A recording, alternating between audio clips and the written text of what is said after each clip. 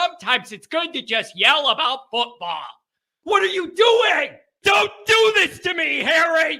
The Ohio State. It's Ohio State! What do you mean, the? It's a poison. I almost stroked out and died over it. I'm glad to be at the party. I'm mad we're this late. You ain't a captain of nothing but a sinking ship. That helps the defense without them even doing a damn thing. Doing a damn thing. The call-in line. 312-988-15. You tell Johnny all you've heard and seen. Oh, Irish. Oh, Irish. Oh, Irish. Oh, Irish. Irish. Yeah, that's right. Oh, Irish. Oh, Irish. Oh, Irish. Oh, Irish. Irish. Yeah, that's right. That's right. Welcome in. Welcome back, everybody. Happy Friday morning. It's game week. It doesn't feel like it. It doesn't feel like it. And that has me a little out of sorts. This has been a weird week. A weird week when it comes to Notre Dame football in the first home game and the lack of anything. Nothing.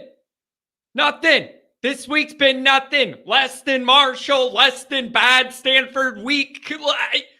Nothing. You guys, this week has no juice. You got to create your own juice. That's the challenge for Notre Dame this week. It's getting motivated to do their work at home against this team where there's no buzz, there's no nothing. There's not even anything to really compare this game to for Notre Dame. There's just nothing. There's nothing. It's been a weird week. I think, honestly, the most weird week I've ever covered Notre Dame since I've been doing this show since mid-2016. There's no meat on the bone. There's no meat on the bone. And that is its own unique challenge for Notre Dame this week. It is their own unique challenge this week. How they're going to handle and navigate this ball game where there's not even anything I could grab to compare this to. It's been weird. And so here we are. A lot of Notre Dame people don't even want this game to happen. I didn't want them to go and drop lower and whatever, but they're doing it. So just go win by 50. Keep everybody at one pace. All right, I'm sick of dealing with it. I'm sick of nobody caring but people caring. Like everybody saying they don't care about it, but they care about it to complain that we're playing it. I'm just over it all. Just win by 50 and get Artman out of the damn game by halftime. So this is a weird setup, you guys. The title of the stream, is it today or the other? I don't even remember. Uncharted Territory, or maybe I called the pregame preview that. There's no juice. So this is all on Notre Dame to get work done and do what you're supposed to do. That's what this is all about. Notre Dame having objectives and what they want to accomplish in this game and getting it damn done, getting those guys out healthy, getting backup guys. That's all you could do this week. There's no juice and it's very awkward. Very awkward. So let's get into this. I'm going to do my introduction. I think Pat's on the line. He's not going to be able to join us this weekend, so we'll get Pat's thoughts. We'll bring him up, but the calls are up. You guys, I'm just telling you, slow week, and that makes me nervous. Stanford was not nervous in this instance, but Stanford was a slow week. Marshall was a slow week. I'm just saying we have a history of performing bad, coming to these good weather home games where nobody's excited, and I don't like it. Oh, man, they're trying to sell tickets on the Chicago radio. There's just no juice, you guys. You got to squeeze your own. And so we're going to test Notre Dame's mental makeup this week. They have objectives to try and reach beyond just winning the game. And we're going to see if that focus they went into Dublin with a pretty tight operation, we're going to see if that applies in this instance as well. games like this, you gotta look for inside the game itself. Look in the game, inside the game, and try and identify what Notre Dame's trying to work on and see how they do. I don't know any other way to look at this. This is just bizarre. It is the weirdest feeling I've ever had talking about covering in Notre Dame. There's just nothing out there. Anyways, you could find the show on YouTube. Do it. Subscribe if you haven't yet. Give the video a thumbs up. Notifications on that way you alerted every time a new episode drops. Twitter, search bar, Always Irish Rat. Always Irish Inc. Emails, alwaysirishnd@gmail.com. Audio only anywhere you want it. You can get it. The Cowlin lines. 312-988-15. You tell Johnny all you've heard and seen. Nobody wants to talk to Johnny this week. I'm just telling you. You can just see the metrics on my shows tell you when people are engaged or not. Before the first game, there's a lot. You get into Marshall, Stanford week, it just drops off. It just drops off, man. This game don't have no juice. You got to squeeze your own. Instagram, Facebook, Always Irish Inc., Fighting Irish Wire. Do not forget, every single day of your life, go there. Read all about it, folks. Read all about Notre Dame football. I got articles up breaking down the objectives inside the objectives I need Notre Dame to accomplish. We're going to see if they could do it. Oh, something else I wanted to bring up, and we're going to get to this after I get to Pat. We're going to get to this. I want to go over last night's ball games, the Thursday night ball games. You had Florida, and you had Florida, Utah. You had Nebraskaing themselves again against Minnesota. And then most importantly for us, you have NC State over UConn. I know some of you guys, you're football junkies. A lot of you are here every day of your life. I know you watched that NC State game, trying to scout them out a little bit. I want to know your thoughts on that. So feel free to call me or put them in the chat. I have some thoughts on it that I'm going to share. First things first, though. Let's get to Pat so then he could get to the golf course. What's up, buddy? I wish I was going to the golf course. Oh, I just figured. I figured you had a tea time, baby. It's nice weather. Get over there. I mean, right? Unlike Mark with glasses, expectation, I do have a job that I have to participate in. Oh, well, that's disappointing for everybody. Well, not all of us can sit and except your family. Except for your family, they wouldn't appreciate it. No, they definitely wouldn't appreciate it. And John, don't trust the fart. That's all I'm going to say. Don't trust the fart. So this game this weekend, I think we talked about it before over the summer. This is embarrassing for Notre Dame to schedule this game. It has nothing to do with it being an HBCU. It's pandering to the lowest common denominator. It is giving away something that Notre Dame has always stood out for. And it's just so terrible that they scheduled this game. They're playing this game. And I'm embarrassed as a Notre Dame fan, the fact that they're going to go out there, going to play this, and they're going to leave, of course, Southern California is the only school in the country that can now claim that they have never played a team of this caliber. Yeah. We give it up. We give it up to our rival. And it's just so embarrassing. And Notre Dame was out earlier this week with comments about why they're playing this game. And it was because Freeman didn't want to have a bye week right after coming back from Ireland.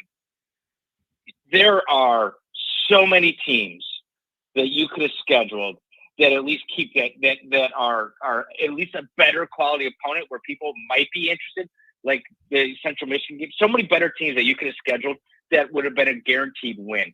And I am not participating in this weekend's game. Obviously my daughter's birthday her birthday party's tonight. And yes, I'm going camping, not glamping tomorrow. But we're gonna have a nice little holiday weekend. I'll be back on the golf course Monday morning. Come on, you're a city boy. Yeah. You're a city boy, Pat. Growing up in the shadow of fancy Midway Airport, I don't see you camping, man. You got some bear spray, or what are you doing, man? You're a city boy. I don't see you camping, man. I slept on your couch too many times with those planes flying 10 feet over my head at Midway. I don't know how you're going to camp. Might be too quiet, Pat. might be too quiet out like there 18 for you. years ago. I haven't lived over there in 18 years. I know. Now, I could see a cornfield out my window. Yeah, that's true. Yeah, you've had time to adjust to those country ways. Yeah, I guess. Yeah, I've been down here for over 10 years now. Yeah, it's been a while. Hey, Pat, is this just a sign of the times and the way people schedule? And we know Notre Dame and NBC likes the narrative too for the game, and that's something that they're gonna pump up on. That's what it's about. But is it just a sign of the times? And with the expanded playoff, it's like nobody's going to ding you if you drop down. But to me, it's about more than that. But it's over now. So what are you going to do other than win by 50? Correct. For me, it's about more than that. The pandering part is because they did it with an HBCU. They're going to say, look, we're doing this. They're trying to disguise it by saying they're trying to elevate an HBCU school. And I think that's just disrespectful to HBCU schools. It's just come to Notre Dame Stadium so we could beat you by 50 points, but at least we'll pay you $3 million to do it. Like and then they go out and they do this PR campaign about how they care about. It's not true. It's pandering. There's other ways to support HBCU, and I'm all for supporting the HBCU programs. There's other ways to do it than by bringing them in there, putting these kids against athletes where they could seriously get injured. It's just not the right way to do it. I am so not on board with this. I am embarrassed for Notre Dame. I am embarrassed for their administration. It is just, they are selling out to put an easy game on their schedule. And they may say this is the only time they're ever going to do it. I don't believe it. I don't believe it at all. They're going to do it again and again and again because not enough people are sitting there complaining about it. And most people are like, I don't care that they're playing them. You should care. You should care because you know what's going to happen now? When Alabama comes and wins their conference championship game, and they have now 12 data points, and Notre Dame has 11 because we played an HBCU school, all of a sudden our schedule doesn't start to stack up the same way anymore. And it's just total BS. It's just total BS. Notre Dame has sold out on this one, and I'm just totally embarrassed.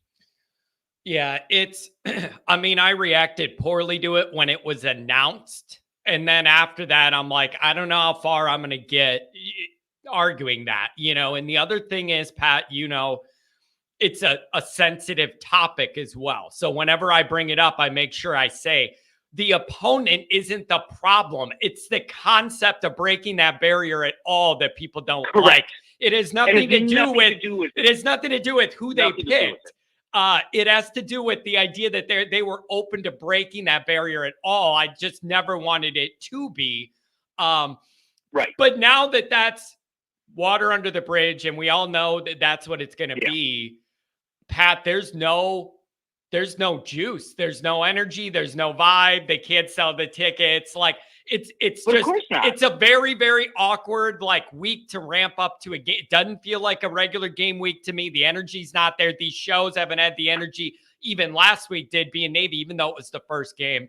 So I need to know in this game, how focused is Notre Dame to know what they want to work on, get it all done, keep guys healthy, get them out of the game, and then whatever. Isn't that it for this week? That's the most you can ask for. Yeah, Stay healthy, get your goals done, and then get guys out. I don't know how else to look at this. The point, what Notre Dame, the goal for NotreAme in this game is to score fast and often. You got this isn't about what they did in Navy where they established a run game. They had a balanced offense, and they took away the option on defense. This is. You need to score fast and you score offense. You need to be up 45, 50 points before the half. You need to be up that many points before the half because you want your second string playing the entire second half. Yep. And if it does work to that point, this is the whole purpose of this game. It's for Angeli to run the offense like it's the Navy game, not for him to run the offense like it's this Tennessee State team. It's to run the offense like it's the Navy game. They have a balanced offense to mix in the pass with the run, not just go out there and try to kill the clock, but actually run the offense and get him somewhat meaningful snaps against still a significantly inferior opponent. This is the equivalent of Michigan's high school teams. That's why I'm embarrassed, because we put ourselves in a Michigan category. And yeah, but at least it's only one for us. It's only one. It's only one. They got a whole month's this year, worth. John. They got a whole month's worth. And well, Pat, the other thing is Notre Dame's noticing some harsh realities with this too. I got multiple texts of people saying, I am not used to hearing Notre Dame pushing single game tickets on the AM sports radio in Chicago. And I've had people go, what the hell, John? I thought Notre Dame was so popular. I go, their two biggest opponents are coming up at home in a few weeks. Nobody's paying to go to this one. Yeah. I don't know what to tell you. You know what this one's good for? Yeah. Bring the kids. A family with the minivan with like 3 kids under 12 or something. This is the game to bring them to. It's not as stressful. Whatever. You know what, John? I don't know. But see, here's the thing. This is the BS about it. This is a NFL preseason game where they still charge the full ticket price. Yeah. You're not gonna get to see a quality product on the field because most of the starters aren't going to play in the game, but they're still going to charge you $75 for a ticket. So no, I would not bring my 3 kids to this because I'm not going to go out there and spend $500 once you include the parking and the concessions and all the other BS that goes with it for a high school football game, for a scrimmage. Yeah. I'm not spending that money. They can kiss my ass with that. But I guess they kind of. Don't say that. Remember what happened last time you did that, Pat. You're going to melt down the chat. You're going to ruin it all. You're going to ruin it all. There you go. You just started World War III, buddy. Oh, man. Look at this. But okay, Pat, the argument would be it's a chance to go see Notre Dame and do all that. And then it turns into the wine and cheese thing where it's just an event for something to do. And you know what I mean? It's awkward, Pat. It's awkward. I don't. Yeah. I've had a hard time all week. $500, I've had a hard time all week because there's just there's not even good like research on these guys to bring up in the show and talk about even. We don't even have that 4-4-3. You're coming up next. All we know is Eddie George. The only thing we know about is Eddie George. Yeah. Yeah, Eddie George. And here's the other thing, Pat. This is even different than marshaling yourself. Like even Marshall is at a different talent level than this is. And we went into that game talking about it's got to be a blowout. Like, Pat, there's no circumstance where it's okay for this game to be close for any amount of time after the coin flip. Don't you agree? Like when you do that, when you schedule this, you have an obligation to win by a lot and do it early. Don't you? That's the expectation just by having this on the schedule. That's it. So Notre Dame setting themselves up where that's the only thing anybody's going to be open to. I am already frustrated about it happening at all. I can't sit there for a 7-3 first quarter. Like that ain't happening. No, this isn't Appalachian State, Michigan. You're not going to see that. You're not going to see anybody thinking that Notre Dame's going to lay an egg. I don't know how they could lay an egg. I know. Let me ask you this. I think I might have even wrote this earlier in the week. A part of me feels like what Sam Hartman brings to this team almost makes it impossible for a Marshall or Stanford to happen this year because that one guy, I think, could drag you along enough to ensure with leadership in his play that doesn't happen. Do you agree? Like, I think with that guy back there, it's a safeguard against some of this going that wrong. Don't you agree, or am I overdoing it? Yeah. Well, I don't even think it's that. Like, if you're having trouble moving, like even if Hartman's having a bad day, with Joe Alt could block this entire defensive line by himself. Yeah. You know, that is the little difference between the talent we're talking about here, and you have 5 running backs who are just chomping at the bit to take advantage of anything they can get. So Notre Dame could take this game over any way they want. But it's not, you can't, if you take this over at running the football, unless you're breaking off 50, 60, 70-yard runs every time, you're really, what you really need to be doing is throwing the ball down the field, getting a lot of points quickly. And that's all right, John. Okay. I don't want to talk about this shit. But wait, anymore. Hold on. I just want to say that is what I'm saying when I say there are objectives here for Notre Dame to check off beyond just winning. And this is a game where it needs to be a game within a game. And Freeman and the staff have a list of priorities and things they want to see and try or get guys going or whatever. Yeah. And you need to make sure you can accomplish that checklist before the first half Get the guys out. You can't afford to get hurt. And then it's the Angeli show and whatever else happens. So I want to see if Notre Dame's advanced enough that they can accomplish all that and get it done and stay healthy. So that's fair. That's all you could do if you're Notre Dame in this game, in my opinion. And if it doesn't happen, then everybody's going to be doubly frustrated. I want to ask you, did you get a chance to scout any NC State last night? No, I did not. It's yesterday was my daughter's actual birthday, so we took her out to dinner. Happy birthday to her.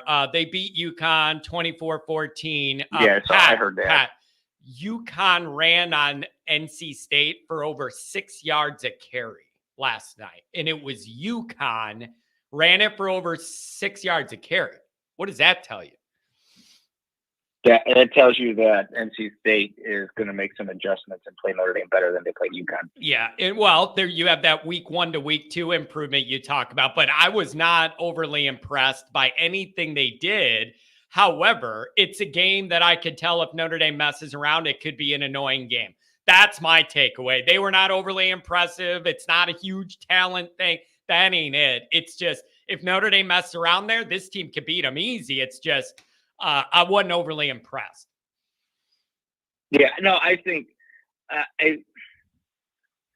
I didn't see NC State as a trap game. I know they're calling it a trap game because it's right before Ohio State, but the way it's set up, I mean, maybe more so now because if NC State's not playing well, they might start to look over past them.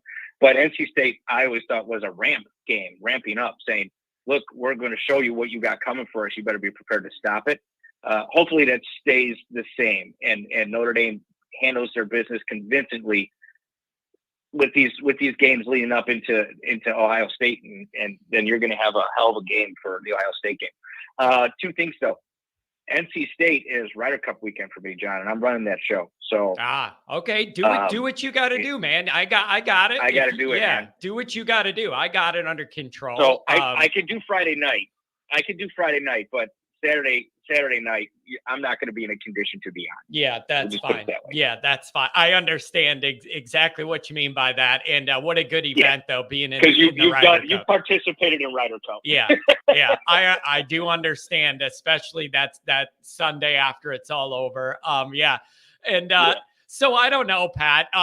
Did you see the ACC is going to let those teams in? Stanford,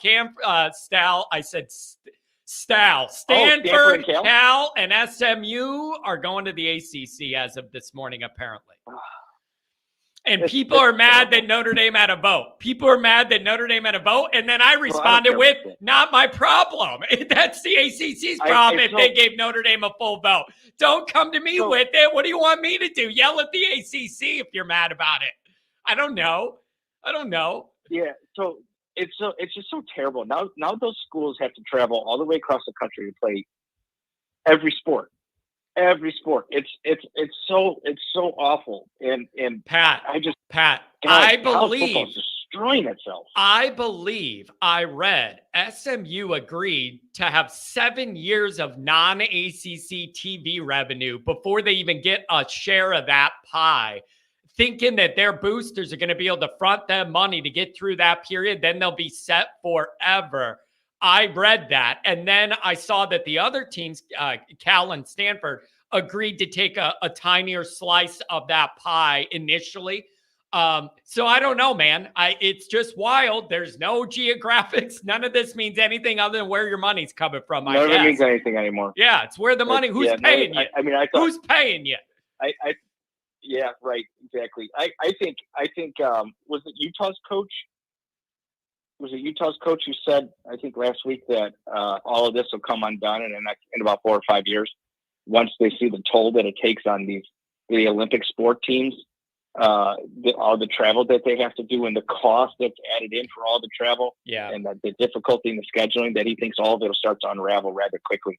And my God, I hope he's right. I am A-okay with the Chip Kelly way of all the football schools go independent. They sign their contract. And then all the other sports conference up regionally again. That's just the way. I just think that's what it's going to turn into. And doesn't that make so much sense when you look at how different football football practically is and revenue-wise is compared to all those other sports, even basketball for 99% of these schools. It's nothing. And so it makes sense to me that it's just a different animal. And then maybe when the new playoff happens, Pat, they'll put together an advisory board, tell the NCAA we don't need you, and maybe that'll start it if they want to break off. Kind of, I don't know.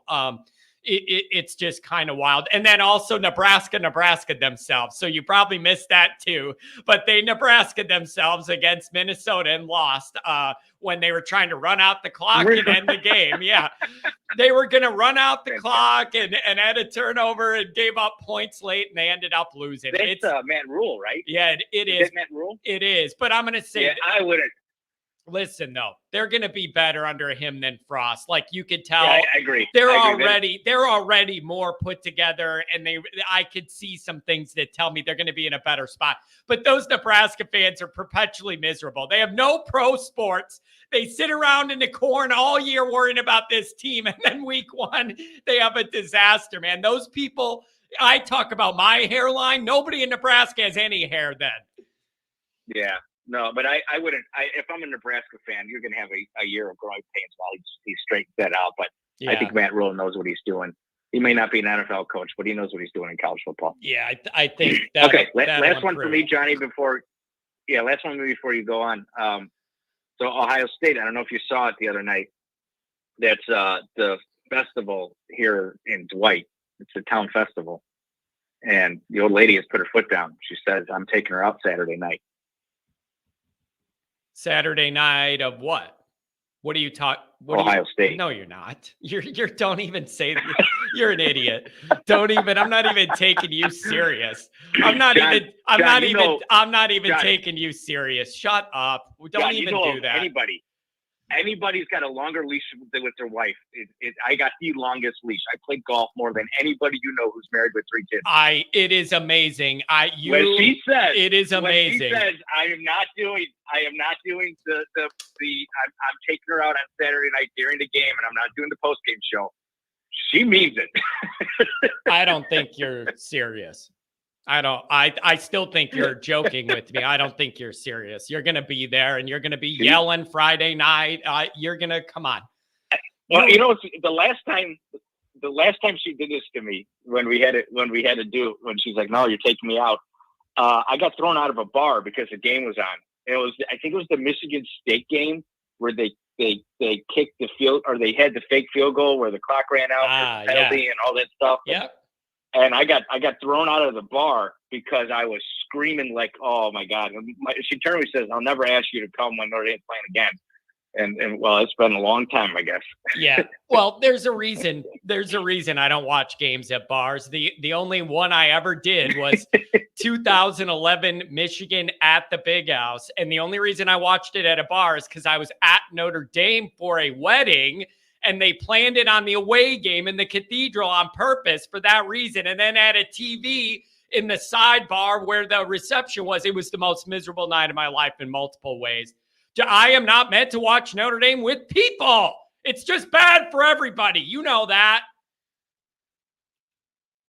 Yeah, I would agree. It's not that wasn't the Michigan State game wasn't the first time I got thrown out of a bar.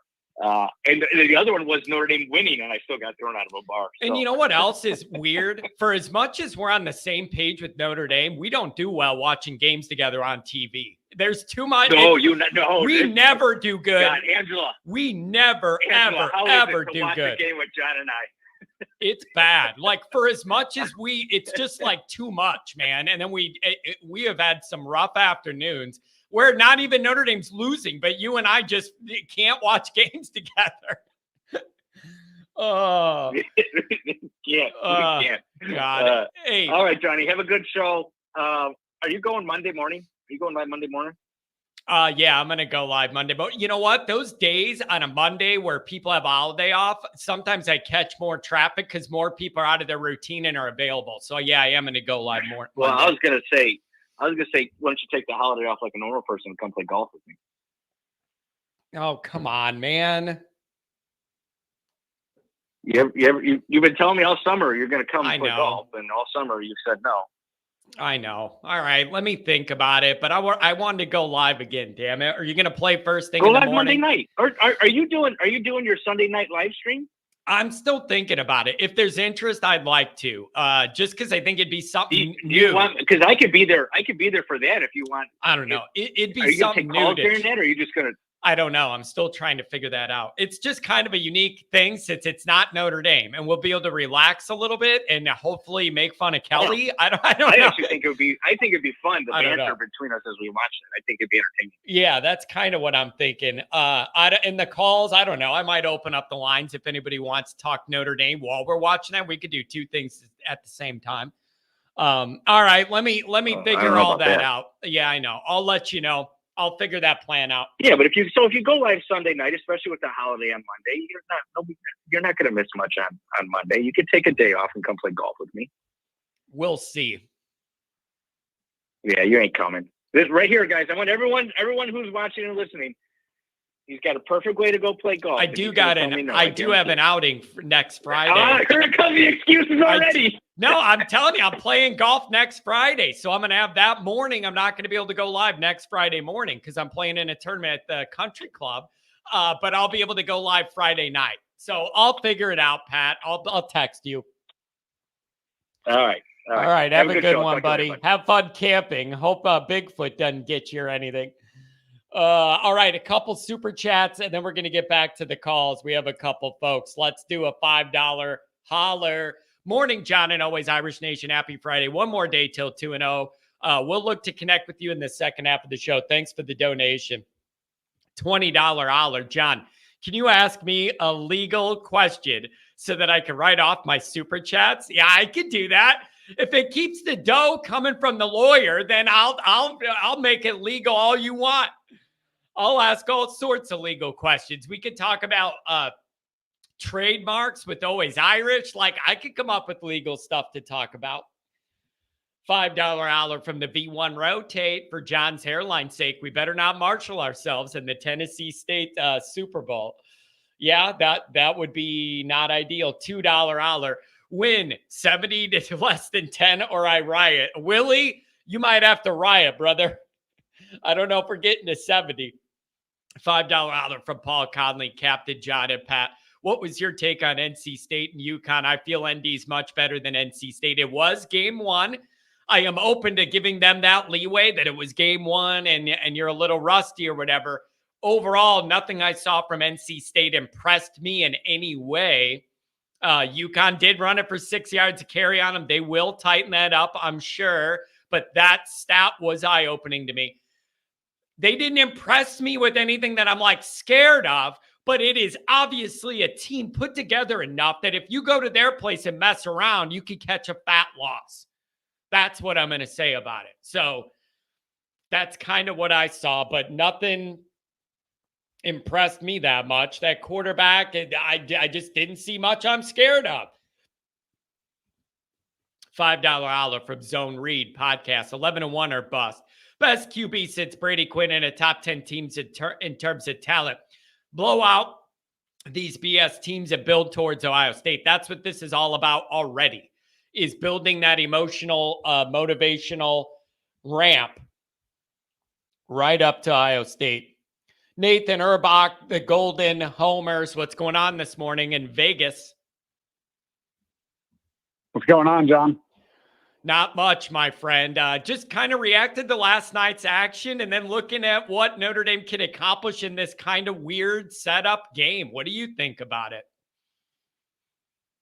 Yeah, I mean, I think I texted Mason this the other day, or actually last night after the game. I was like, for some reason, NC State doesn't scare me anymore. But because of that, I'm scared even more. Yeah, I get that. What we're accustomed to. Yeah, get it. It'll be like we were scared. We had that game circled all summer. We saw them play their first game, overreact to it on the downside, and then show up there, and then it's like a rough afternoon. I could see that. That'd be very Notre Dame-y.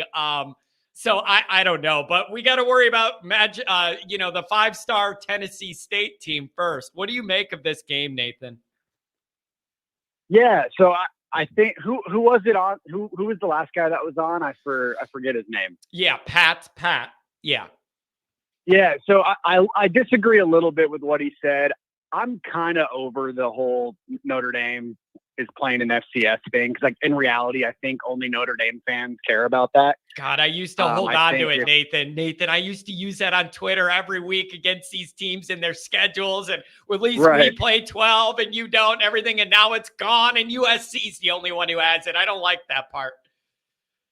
Yeah, no. And I mean, I think it was cool to hold on to as, Notre Dame fans, as kind of like a cool talking point and whatnot. But at the same time, I think it's just one of those things where if we didn't bring it up, no one else would really care or bring it up. Yeah. And that's kind of my thought process on it. And I do get that. I do get what you're saying. It's a bigger deal to us than anybody else, because they've all been doing this kind of scheduling for decades, and it's just a bigger deal to us. I get that. Yeah, I agree with that. We're not taking any heat nationally for this game. It's just more some of our people. Sure. And I think if you're going to go the route, and I think I mentioned this when I called in on Monday, if you're going to go the route of playing a FCS opponent, the idea that it's an HBCU, it's after the Ireland Navy game, where you kind of have, instead of just having a bye week, at least you're playing someone, as kind of like a tune-up for your first, bigger game of the season when you go at NC State. I like that, because then you're going to get Hartman back, and now he'll obviously play his first game inside of Notre Dame Stadium, which is great. And then, and that's the other cool part about it, is like, who cares if it's Tennessee State? We're playing the first game of the year inside of Notre Dame Stadium. With that said, if they don't score at least a 50 burger, I'll be pretty upset. I think they need to, and I hope Angeli's playing by the third quarter. Yeah. Whether that's early in the third or late in the third, he needs to be playing kind of. And just practically, he needs to get reps. And I want Hartman safe for other games. Like, there's a lot of reasons that's important. And the last of those reasons is he's going to be in the mix for the quarterback job next year. And the staff wants to see what they have and try and develop him and get a better picture where his level's at. Let me ask you this. The first half of this game, what are some objectives you would like to see Notre Dame accomplish? Like, if you're the staff, what do you want to see to feel better about before you get them guys out of there and let the other guys play? What's on your list? I think a lot of it's going to be the same thing as last week. The process, the way they go about things. Like I think Notre Dame can win this game with like a D+ effort, but I don't want to see a D+ effort. I want to see things looking sharp still. I want to see Tobias Merriweather get involved and have a good day from a receiving standpoint. I think, he did a lot of good things on Saturday that maybe went unnoticed. I think he was open a lot. I mean, obviously the one time that Sam Hartman had him open, that was his worst throw of the day in a sense. So you'd like to see him have a nice game and get his confidence going before they play NC State, before they play Ohio State. Because you're not going to need him against the Central Michigans of the world and the Navies of the world and the Tennessee States of the world. But when you see him play well against those teams, it's going to give you confidence to, against the better teams on your schedule. So that I want to see that. I want to see the offensive line dominate.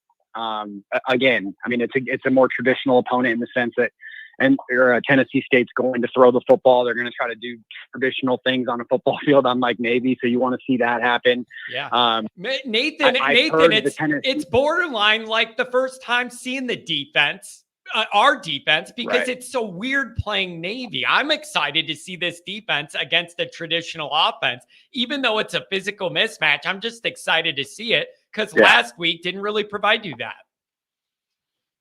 Right. And from everything I've seen, like, I haven't actually studied Tennessee State myself, but just looking at or listening to podcasts like Irish Illustrated and stuff like that, those guys that actually look into each opponent that Notre Dame's going to play on a more in-depth level. It looks like Tennessee State's pretty bad on both lines. So Notre Dame should have a field day from an offensive line perspective, obviously, because we know that they have a good offensive line. And then I want to see the defensive line dominate. I want to see Jordan Botelho have like a 2.5, 3 sack game, and also not play the fourth quarter.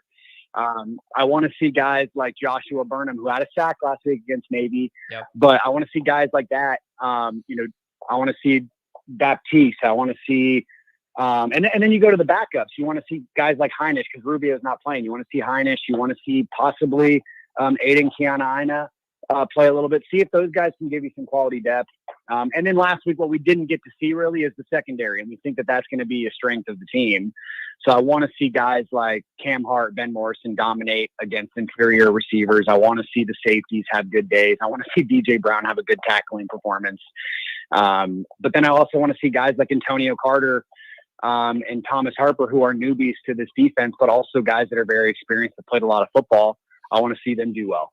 So yeah, it's just a new experience, and we're used to Notre Dame games having a lot of juice and build up and everything, and there's just not a lot there, but there's a lot for Notre Dame to accomplish. And the other thing, Nathan, is I've been keeping this in perspective. Notre Dame's looking to emerge out of this weekend 2-0, trending up, fairly healthy as we sit at the moment. Like, everything's overall going to plan so far. Like, for this moment in time, it's a lot more on the tracks than it was last year. And so, big picture, I'm not losing perspective of that. Like, would I like to see Notre Dame play a better opponent? Yeah, but it's like, if Notre Dame wins, I'm going to be happy. So, like, it's on the schedule, win the game, build yourself a ramp to Ohio State, and keep it moving, I guess. It's all you could do.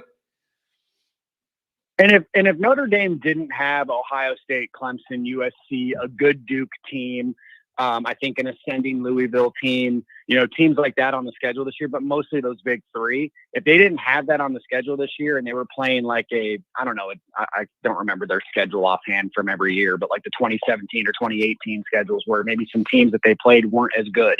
USC doesn't have Caleb Williams, the Heisman winner. Or they're playing Texas, who's down, or Florida State, who was down. Like, if they were playing those teams, like the Tennessee State game would give me a little bit more anxiety from, like, okay, they can go 11-1, 12-0, and maybe miss the playoffs simply because their schedule was somewhat weak. But this year, I don't think anybody's going to care. If Notre Dame goes 11-1 and wins, obviously 2 out of 3 of those big games, or they happen to go 12-0, no. And be like, well, they played Tennessee State week 2. Yeah. They're going to be like, no, they beat Ohio State, who's a top 10 program. They beat Clemson, who's a top 10 to 15 program. They beat USC, who has the Heisman winner. They beat Duke, who, I don't know if you've noticed, but Riley Leonard is getting a lot of talk for being a first-round pick, maybe even he has a good season. So that's not going to be a slouch of a game. They have a good quarterback. They have, I think me and you both agree that Mike Elko is a good head coach. And then be on the road. I mean, I know they get Ohio State and USC at home, which is great, but a lot of those like ACC games that can kind of bite you in the ass, they are on the road. So it's a tough schedule, man. And even with the Tennessee State game in there. Yeah. And we might look back on it later and be like, glad you have that 1 week to get guys rest and work on what you need to work. And that's a luxury Notre Dame usually doesn't have, because either we don't play teams at that level or we're not good enough to do what we need to do to accomplish all of this and get your starters out. So it's just going to be an interesting experience. You know what, though? It's going to be a beautiful day, and Notre Dame has a home football game. There's a lot to like. That's still a good day no matter who the team is. It's still a good day at Notre Dame Stadium, all right? Yeah. And we're not used to really having 2 cupcakes in a sense to start the year to kind of get our guys going. It's usually like, again, sometimes the teams are worse than maybe expected, but we're used to playing Ohio State in the first game, or Florida State in the first game, or Texas, or whoever it is in the first game. The only ever time we play Navy in the first game is when we go to Ireland and have to go and have to readjust to the states in terms of the time zone and different things like that. So that in itself makes it a little bit tougher than usual. We're usually playing a legit Power 5 program in those first 2 games. Yeah. And it's nice this year to have a couple tune-ups before you go on the road to NC State, and then obviously play the rest of the schedule. Yeah. And so I don't know, man, it's just been a weird week, but big picture, things are looking up for Notre Dame, and hopefully they could get their work in and stay healthy. And then we just keep it moving, man. And then next week will be a totally different discussion. The energy is going to ramp back up, and that'll be like Notre Dame's first big test. So next week, I'm really looking forward to, we get through this one. All right. Yeah. The fact that UConn was able to blow NC State off the football in many aspects last night gives me a lot of confidence that Joe Alt, Blake Fisher, Zeke Carell, Pat Coogan, who's just like a behemoth of a guard, Rocco Spindler. I mean, I think that's one thing that we kind of take for granted this year with the guard play is that, Billy Strout didn't win out in the end. I think he's going to be a really good football player for Notre Dame in the future. Obviously, Andrew Kristofic is, I think, more of a finesse player at guard. But like Coogan and Spindler, when you're playing inferior teams, like they will blow people off the football because of how big they are. Yeah. And I'm excited to see that possibly against NC State. I know last year they were good against the run, and I expect them to probably clean some things up in week 2 against Notre Dame. But the good thing is that UConn didn't really have a pass. So, and obviously UConn is inferior to Notre Dame in every level of football. So if they do line up to stop Audric Estime in the rushing attack, Sam Hartman's just going to beat you with his arm. And even though NC State is probably in their secondary, I just don't think that they can rely on their secondary to completely stop Notre Dame. And then obviously have the rushing attack, because Notre Dame's going to have a better rushing attack than UConn just in general. Yeah. And you know what I'm already realizing, and I think everybody else did too, even some national guys that aren't predisposed to want to talk a lot of Notre Dame on the plus side. When you have this level of quarterback play, anything's possible. And Notre Dame fans are not used to that. Like the way the national media was looking at Notre Dame's marquee 3 games, I think changed a little bit after they saw the way Hartman operated that offense. Even though I acknowledge it was just Navy and all that, people were impressed, and it makes you look differently when Notre Dame enters these home games. And the first thing you think of is, usually, they got the quarterback advantage. We're going to have to play good defense and get a pump block. You know what I mean? Like, we're entering these games with the real quarterback, and that changes everything. And that is awesome. I'm looking forward to that. What do you think of some of the people outside of Notre Dame thinking Notre Dame looks slow against Navy? Because I thought that was kind of just bullshit, I guess, for lack of a better word. I've heard that one. And then here's what I've heard more than that and seen written. People saying, okay, Notre Dame did what they did against Navy, but the receivers couldn't get any separation, even off the Navy guys. I heard that a lot. Like I saw it written and I heard it. But overall, I think Notre Dame's overall team speed and athleticism is improving. Don't you agree? Like across the board? Yeah. So my thought process was, okay, so I think it was Jay Book, and I hate ripping on the guy because like I've mentioned his name a few times on podcasts and stuff like that I've been on the last couple of days. But he mentioned specifically that Notre Dame's skill position talent did not look fast. And I hope he was just talking about the receivers, even though I still think he's somewhat wrong, because I think guys like Tobias Merriweather and Chris Tyree are certainly fast. And I don't think that can really be argued. Those are guys that can take the top off the defense. Those are the guys that are in the open field, can make plays with their legs and run past people. Yeah. But like, if you're looking at Notre Dame, because and you think, know how you can say that you can evaluate football on the proper level. And I feel bad because I think he's probably good at his job just in general, but like Audric Estime is probably their slowest running back, and he's not slow. Yeah. So, you put Price in there, you put, obviously Jeremiah Love coming out of high school was one of the fastest players in his class and probably going to be one of the fastest players in the country, probably has the highest upside back on the roster right now. Jabron Payne was known as a coming out of high school, and he's a smaller, I wouldn't call him a scat back necessarily. He's a smaller back that's going to be able to make possibly big plays in the open field.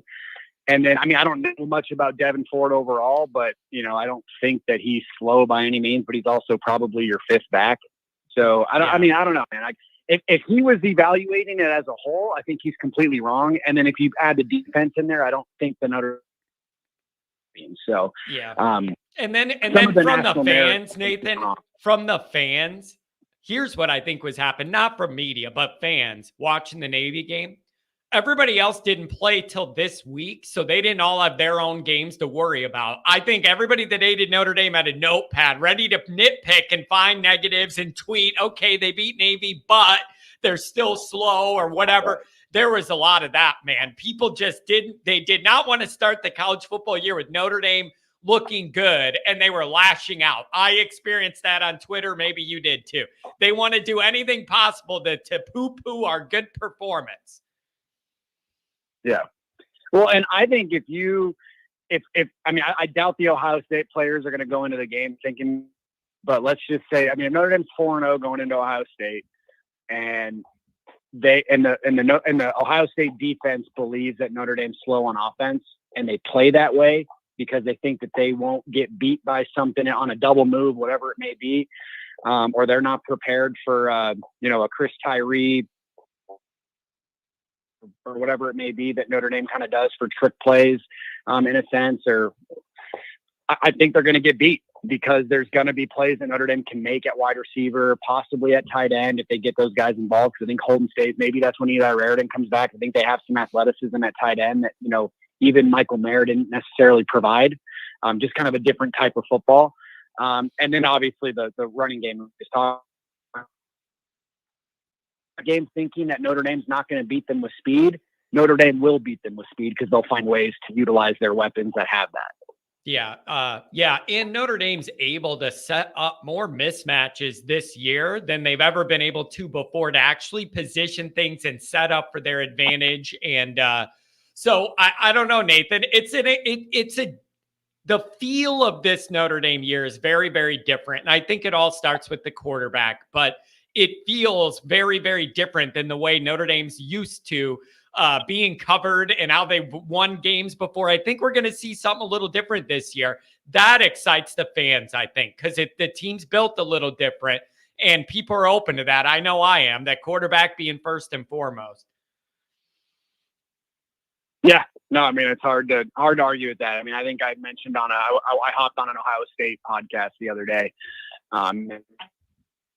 reviewing week 0 and previewing week 1 and stuff like that. And, one of the things I said is Notre Dame might not make the playoff this year, but it's not going to be because of the quarterback play, which is not something we were able to say in the past. Yeah. And also the big 3, I mean, I don't know what the record's going to be, but I'll also say, I don't think quarterback is going to be the limiting factor when you're in those games the way it has been in recent years. I think that too, and that changes things.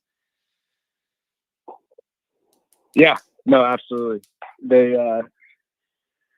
It should be a fun season, man. Yeah, it'll be good. Hey, man, thanks for giving me a call. I appreciate it. Crystal clear phone lines. And I want anything else, man. Enjoy the football this weekend. Yeah, the only other thing I was going to say is Notre guys coming in, from a recruiting standpoint for the Tennessee State game. But I do think that they have an interesting trio of guys for the 2025 class coming in. So definitely keep an eye on that. They have Jerome Bettis' son, obviously coming in. He's a top target in 2025. They have Sean Alexander's nephew, who they just offered this week. I believe his name is Austin Alexander. He's a defensive end. And it's someone that I think that they have a really good shot at landing. And then also T.Y. Hilton's son, who plays for Zionsville, which, if you know, Notre Dame's had some success recruiting out of there in the past. Landed an offensive lineman a couple years ago that unfortunately had to medically retire. They landed back from Zionsville as well. So good football program, good sports programs over there in general. So they might not be the flashiest bunch in terms of what their star ratings are, at least currently, but it's it's nice to see some really good NFL legacy type players strongly looking at Notre Dame, and Notre Dame strongly looking at that.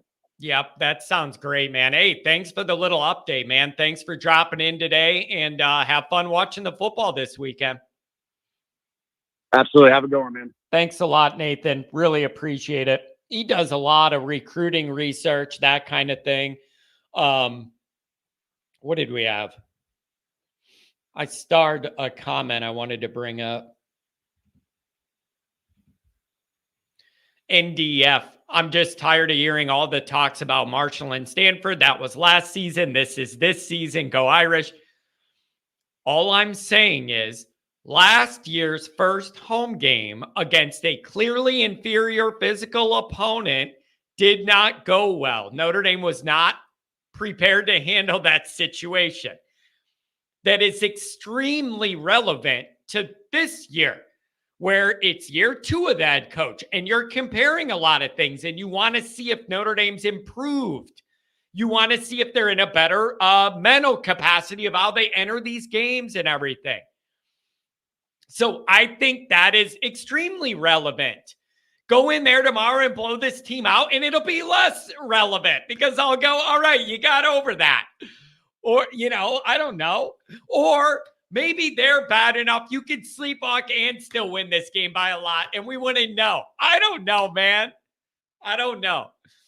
It's just going to be weird. It's just going to be this is just going to be a weird game in a weird weekend. I don't know. 443-614-845 coming up. 443 talking to me. What's going on? What's going on, John? How are you doing? I'm doing very well. I don't know what to make of this game. Notre Dame needs to win by a lot and get their starters out. That's what I want to happen.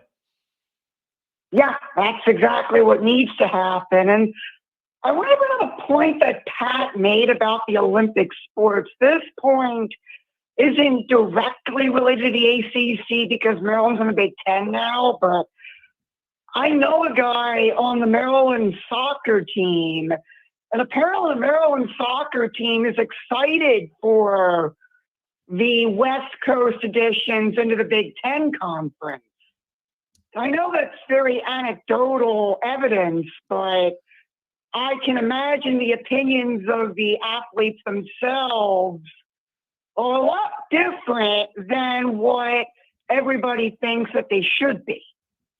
Yeah, I mean, I don't know how that works. I've seen some of those Pac-12 female athletes say, I did all this to stay in the West Coast where I was born and play here and be closer to home so they can watch me play, but now we're in the Big Ten or whatever, and we have to travel all over. And is that convenient or inconvenient? Good for school, bad for school? I don't know.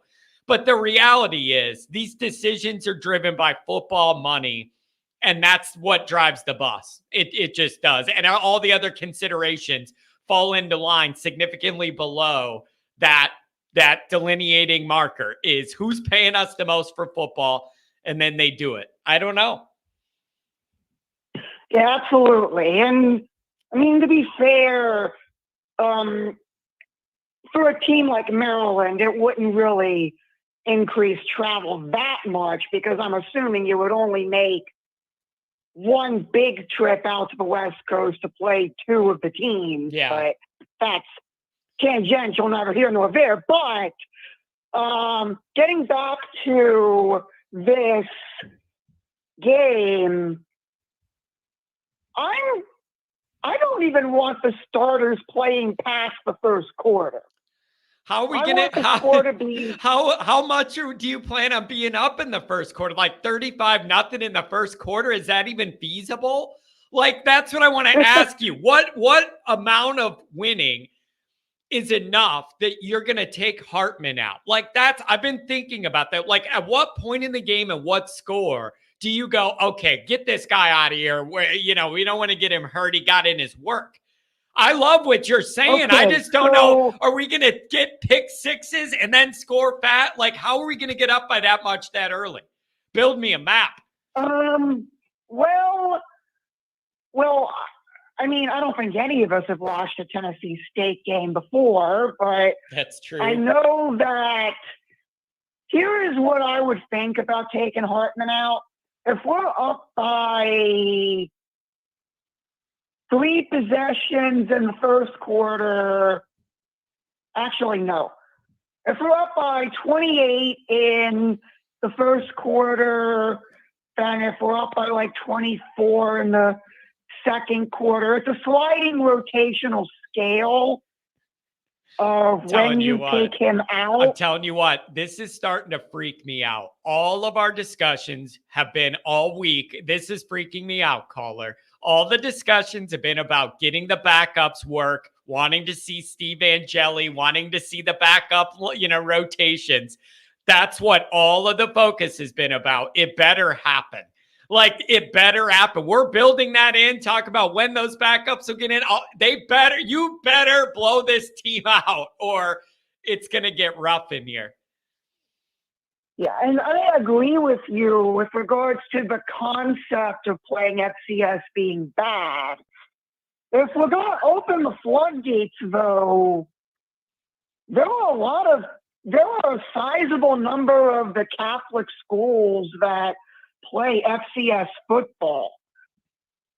If we're going to be breaking that, if we're going to be playing FCS schools regularly now, why not just keep the money in-house and play the Catholic schools? That's actually interesting too. Yeah, that's an interesting concept. And some of those places probably would need the revenue too, or appreciate the revenue. I know that's a big part of this. The HBCUs are perpetually underfunded, and I know that's a big part of this, is being able to help them out. Everybody else can play all the HBCUs they want. Everybody else can play all the HBCUs they want. My thinking is Notre Dame is in a very unique position where Notre Dame is recognized as the Catholic school. Yeah. So Notre Dame has more of a response. Yeah, I think you see where I'm going with that. Yeah, I do. And the other thing is, practically, if there's any effect on this with Notre Dame, I think it's going to be negated by the expanded playoff. Because I think when you get to the expanded playoff, that one game that Notre Dame doesn't have against an FBS, it isn't going to keep them from being in that field. So I really feel like that'll be fine. That's not really a worry of mine. It's just, we're doing it. It's over. And we need to just win by a lot and be healthy and keep it moving to NC State. That's my focus. Just win by a lot, be healthy, keep it moving, damn it. Just keep it moving.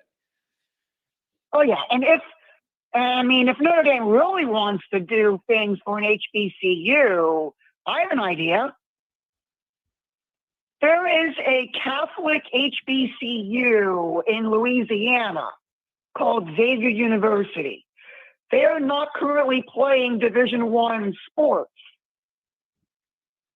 If you really want to help an HBCU that is also a Catholic school, help the only Catholic HBCU get to Division I athletics. Wow, that's an interesting angle. And it makes me think the only reason this happened the way it did is because of Marcus Freeman's relationship with Eddie George, Tennessee State's coach that he was with at Ohio State. So that's why I think this all came together, is the relationship those guys have. And so I don't know, but I'm sick of arguing about it, and I just want us to play good football, win by a lot, you know? Yeah. Like I want to be able to by halftime put the Maryland Towson game on. Yeah. Because our game will be done. I'm going to tell you what, if that happens, my hairline is way ahead of schedule this year. Between last week and then if we blow out somebody this week, my hairline is in good shape. I am way ahead of schedule if that happens. Be a good 2-week run for Johnny's wig. Tell you that.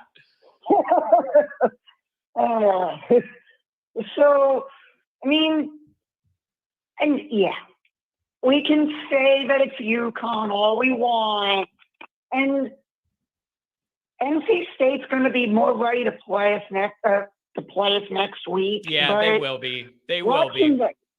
Yeah, you're right. I wasn't overly impressed physically, but they will definitely be more zoned in and ready to play us. Also, it won't be their first game, and they'll tighten up some stuff too. But physically, there's nothing they did that I was overwhelmed with or concerned about. It's just Notre Dame has to go take care of their business. Yes, we have to take care of our own business against Tennessee State, go out there and beat them by a certain score.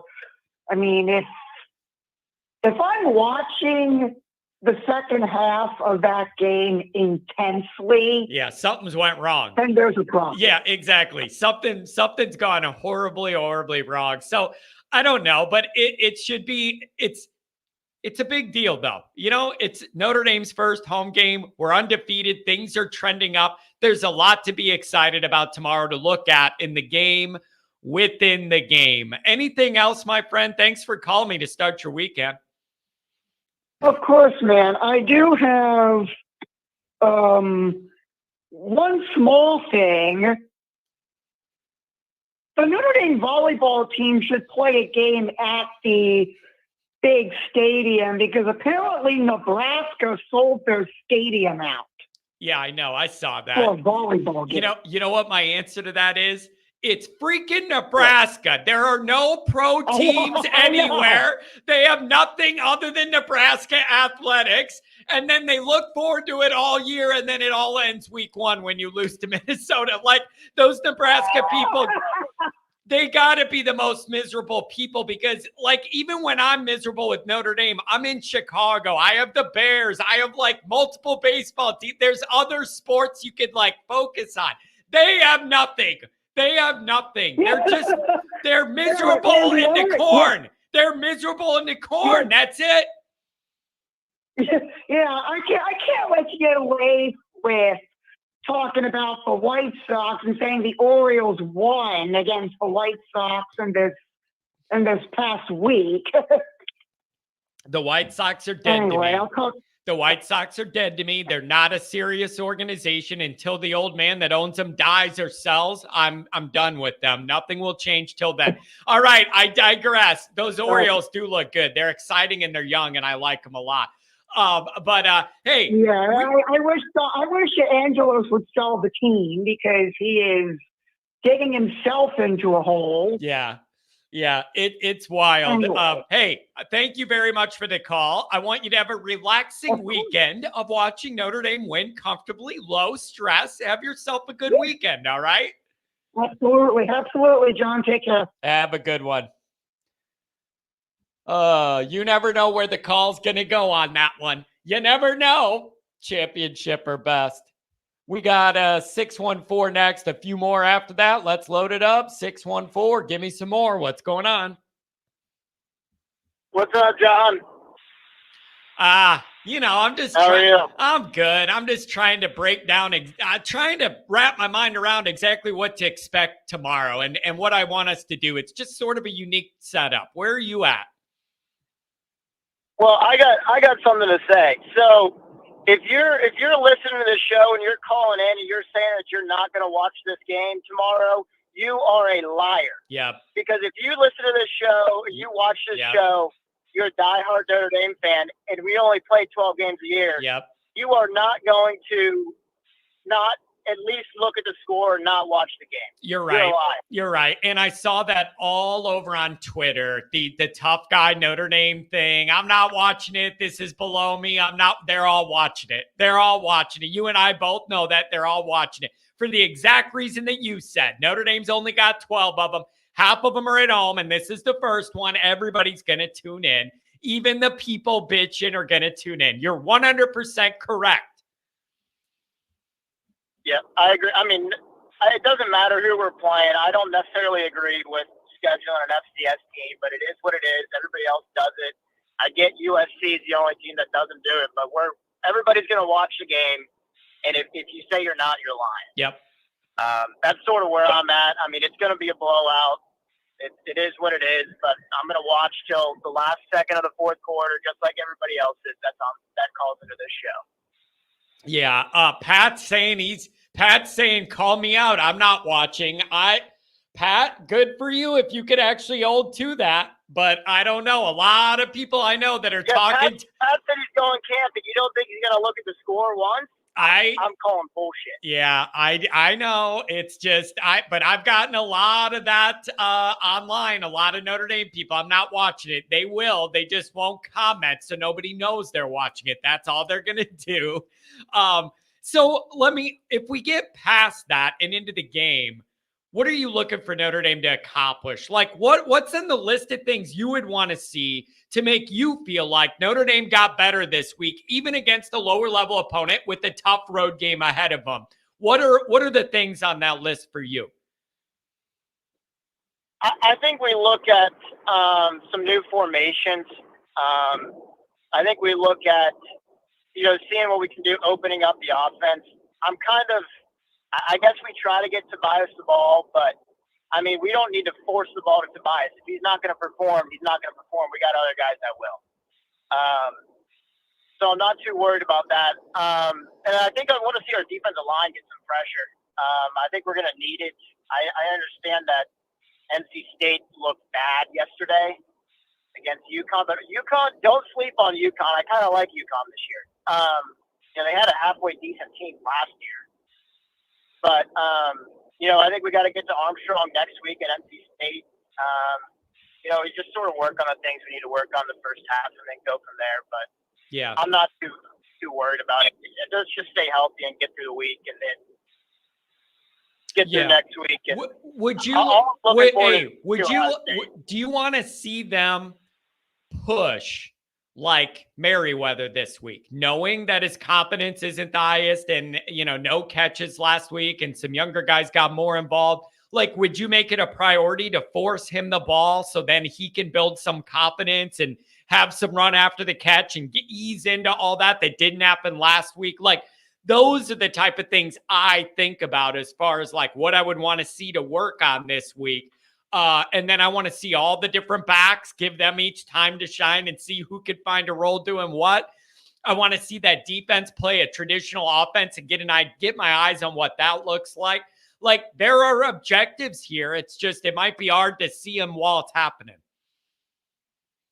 I don't think you need to force feed Tobias the ball this week. I mean, if he's good enough to get open, I mean, Hartman's going to have time this week. Our offensive line's going to handle their defensive line. If Tobias is good enough to get open against their backs, then he'll get the ball. But if he can't get open against these guys, then he maybe shouldn't be on the field. Yeah. So, yeah. I mean, that's just the way it is. I like Tobias. I think he's got a great upside. He's got a lot of potential. He's fast, tall, but if he can't get open, then what are we doing? You know what I mean? Like, I don't even think it's worth it to try to force feed him the ball. I mean, like you said on Wednesday, the tryout period's almost over. We got a scrimmage this week. See, man, that's what I'm struggling with. That's what I'm struggling with is they want to give him every chance to emerge and be that big body, like take a top off target. That's the issue is you really only have this week and next week, and then you got to figure out who needs to get the ball against Ohio State. So, like, we're running out of time here on that experiment before we get into Ohio State. So, I don't want to I mean, it was the same thing with Jaden Thomas. It was the same situation. He only had one touchdown catch last year, the year before. I didn't hear this conversation about him. I mean, we're not. Yeah, but Merriweather came in with a different level of hype than Jaden Thomas. I think that's why, because people knew that name as a recruit. Jaden Thomas wasn't that way. And the irony of all that is Jaden Thomas ends up being old reliable in this offense. He is going to be that now Jaden Thomas is wide receiver. He made his own way. Exactly. Do the same thing. He needs to figure it out. Yeah. Jaden Thomas is slowly emerged into old reliable, and Sam Hartman's going to know that guy's going to be where he needs to be and catch everything. And I like that about Thomas. So I don't know what's going to happen with that, but they better, Merriweather's got to be feeling the heat because those young guys are out there making plays. He's got to be feeling that snap heat. I agree. The other thing I had to say was I listened to the show on, I think it was Wednesday, and that the Ohio State fan called in the token one single nice Ohio State fan. I think it's comical how much sort of real estate we have. I understand Notre Dame fans call into other podcasts. I get that, the other teams' podcasts. But, I mean, if you're an Ohio State fan and you're so worried about Notre Dame and you're listening to our podcast and we don't even talk about you guys that much, I mean, what are you guys doing? I mean, I'm done with you. I have nothing nice to say about any other team. I don't root for anybody else. I hope Ohio State goes 0-12. I hope they lose every Wait single a second. game. You want them to I'm not wait. Okay, you're in Ohio. Maybe that's why. I was gonna say you want them to lose to Michigan even, because that's the one that I have a problem with. Oh, I hope Michigan beats them by 100. Oh, see, I just can't now. But I see your phone number says Columbus. So if you're a Notre Dame guy stuck in that area, I can see why you feel differently. But for me, I want Ohio State to lose every game until they play Michigan and then win that one, because that's how I feel about those people. Oh, I don't, because you should hear the Ohio State fans when they beat Michigan. They're unbearable. Yeah. It's unbearable. Yeah.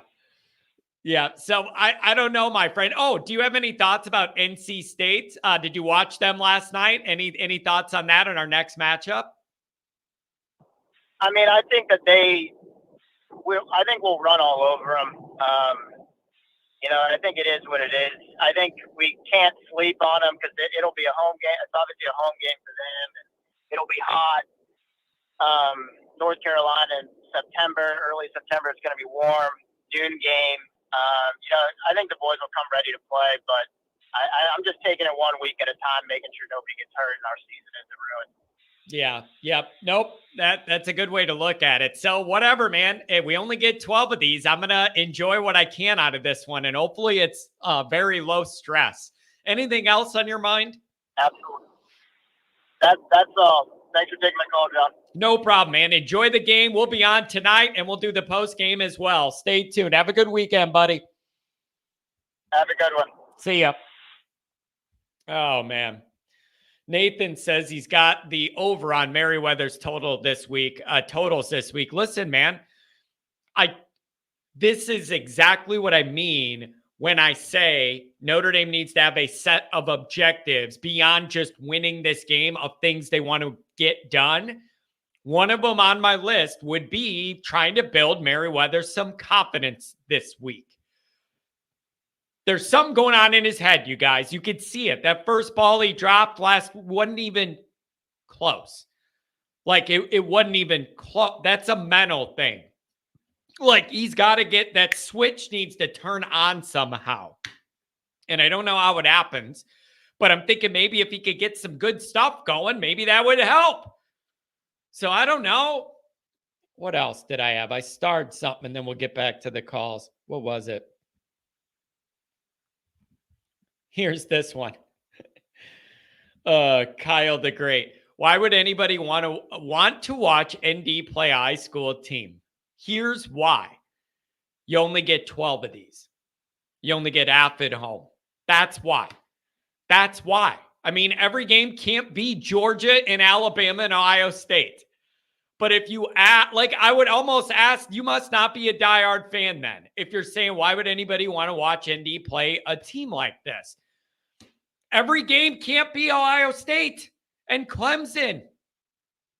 So what are you going to do? It's going to be a beautiful early fall day, and you guys aren't going to tune into the Notre Dame game because who they're playing isn't up to your status. I don't know. Pat, you're on a different level.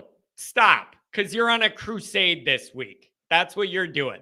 And you're taking that position and overplaying it and all that. And you may be the outlier.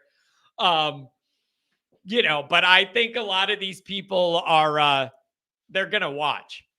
They're going to watch. Watch, Pat will have some antenna or something coming out of the woods or something to be able to hear. Hey, I don't have it in me to be that mad about Notre Dame and not watch. Even when Notre Dame was losing under Weiss, I tuned in for my misery every week like an idiot. I didn't go to the games and give him my money. I mean, that was a personal protest. But I would watch that misery live. I don't know why. Like when Weiss was just being miserable, I'd watch those games, tune in, 2:30, let's be mad again. It's Notre Dame football. That's why people would want to watch. It's Notre Dame football. How about that for an answer?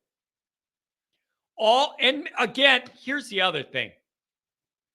Maybe my perspective of this is skewed because I do these shows and write for Notre Dame every day. The better the numbers are, the better it is for me. The better the game and the better the opponent, the better the numbers are.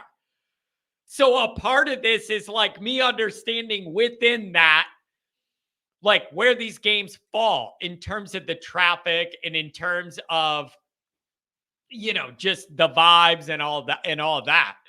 So I don't know. It's Notre Dame's playing tomorrow. Isn't that a good sign? Look at it that way. Charlie Weiss was a Notre Dame guy. Yeah, he certainly was. One who couldn't figure out how to recruit good enough to win a bunch of games. He did good for a while. Had that one class, in the top 3 with Manti, and we just couldn't keep it going. 845, keep it alive. What's going on? John, good morning. How are you, sir? I'm doing very well. I'm excited Notre Dame's playing tomorrow. It isn't the most engaging opponent, but I'm excited Notre Dame plays, and the team looked good last week. The arrow's pointing up. Man, I'm super excited. And I tell you, for what everybody's saying, there isn't a game that if I have the ability to watch it, I'm watching it. You know what I mean? So, I'm happy that this game is not going to be on Peacock. I can watch it and not see the spinning wheel of death. And I'm looking forward to it. I think a few people have said they're looking forward to what should be an easy win. I think it helps us get calibrated a little bit more, and that's what we want. And there's so many teams playing high school schedules that and they're playing not just one high school team, they're playing a bunch of high school teams. I know we talk about Michigan, all the time. So, we get this one, and I'll take it. We get to see kind of what we have in the stable, if you will. Yeah. I'm excited to see, hopefully, some of this depth. And, that's a part of this discussion that doesn't get talked about as much is the big boys, whatever the big boys in quotes, how many of these games they're able to let their backups get significant playing time and all that. That is how you build true depth and experience. And it can't just be handing the ball off in the last drive with 2 minutes left. That's not what I mean. You need a bigger window to get work in. And maybe Notre Dame could feel some of that this week. And I kind of like that. So blow them out and then see what you got, because you're going to need some of that depth at some point this year. See what you got. Well, you got a lot of the fan base that's screaming, "Hey, we want player development. We want player growth. We want young guys to grow." This is how it's done, right? Just exactly like you said. We get these guys. We get some saps in there. We get them to throw. We get them to get used to the game, the speed, all that stuff. That doesn't happen versus Ohio State and Clemson, and it probably won't happen very much versus NC State. Hopefully it does, but certainly not against USC. So we need these games. You can't have it both ways. We want player development, but at the same time, we don't have the games to where these guys can get in. So this is good. I think it's good for everybody. Now, could they be a better team? Yeah, for sure. But this is going to give us, I think, again, what we need. Give those guys reps, because we'll say like the Michigans of the world, they're having this opportunity for the first 9-10 weeks. So ultimately, they're going to see more player development, certainly from the younger side. And when those guys come in, they're going to be more ready. So, like I said, we need to get some of that for sure. I agree with you 100%. Yeah, and so it's a new experience. But everything's trending up, and I hope they get in some good work and everybody stays healthy and just beat the hell out of them. And then you focus on NC State. Like, that's it. And I'm having trouble imagining how this game is stressful and close, just physically. Like, I guess if Notre Dame puts the ball on the ground, like they keep making good plays, but fumbling it, like I don't know what would need to happen. But the vision of this is, by early third quarter, I want to see Hartman out of there. That's my number one thing. I think somebody was saying first quarter. I've heard a bunch of things. I mean, how is that even going to happen? How is that even going to happen? You're not going to be up 4-5 scores in the first quarter. I don't think that's realistic, man. I just don't. No, I don't think it's realistic. But I would say this, that I do believe that our backups, right, we'll say our second string, or those that are not starting, in terms of talent, if those were our starters, should also be able to easily beat this team, right? And so let's just say they're up a little bit. Let's say they're up 21-0. Could those backups essentially come in and still, hey, drive down the field, still make the stops that they need, still do? They should be able to, you know what I mean? So it just depends on how much practice or how much development or how many snaps we're willing to give these guys. I don't think we're going to be up 40 points in the first quarter or the second quarter. It's possible. We could certainly be up 35, but I think ultimately our backups should easily handle, based on talent, what we're going up against tomorrow. Yeah. I don't know, man. I'm honestly just excited for this to be over. I am, because I don't like dealing with some of the narratives this week, some of the buildup this week. I don't appreciate how if you just say you don't want Notre Dame to drop below FBS, it doesn't matter who it is. You don't want him to do that. People are bringing up there's an undercurrent of racism behind that because you don't want him to play the HBC. Like, it has just been an uncomfortable week to cover Notre Dame's game. There's a lot wrapped into it that's kind of tricky to discuss. Go in there, win by a lot, keep it moving. That's the plan, because I'm getting sick of talking about all of it.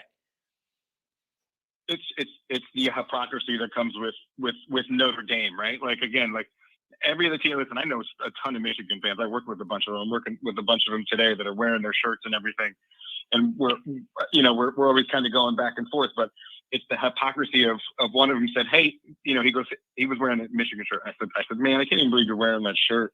He goes, yeah. He goes, who you playing this week? And I said, who you playing for the first 10 weeks? So it's funny. Like, we get one tune-up game and we're getting chastised. Everybody else is getting like a bunch of tune-up games, and that's all it is. It's a tune-up game. You know what it is? Again, they do it. They do it so often, so many times a year for so many decades in a row. Now nobody even blinks when they do it, and when Notre Dame does it, it's a new one.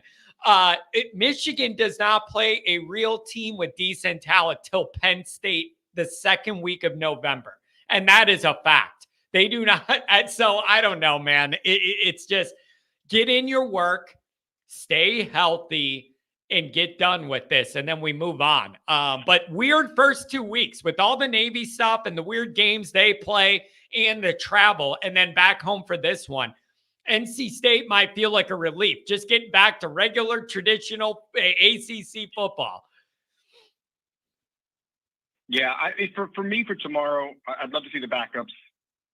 I think we need to continue to look clean. Right. I'd love to see Merriweather get involved, come out of there, no injuries.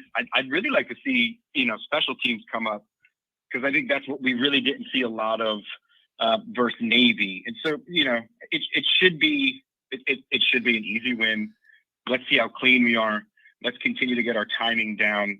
Let's get confidence built with backups. And then I think we're good. In terms of NC State, I watched them last night and I wasn't super impressed. I mean, UConn essentially typically isn't very good, but I wasn't super impressed with NC State. I'm watching the game and I was just thinking, like, we should be able to handle them pretty well. We'll see. I think the thing about NC State, I didn't realize that my wife and I were trying to figure out a few things for that weekend.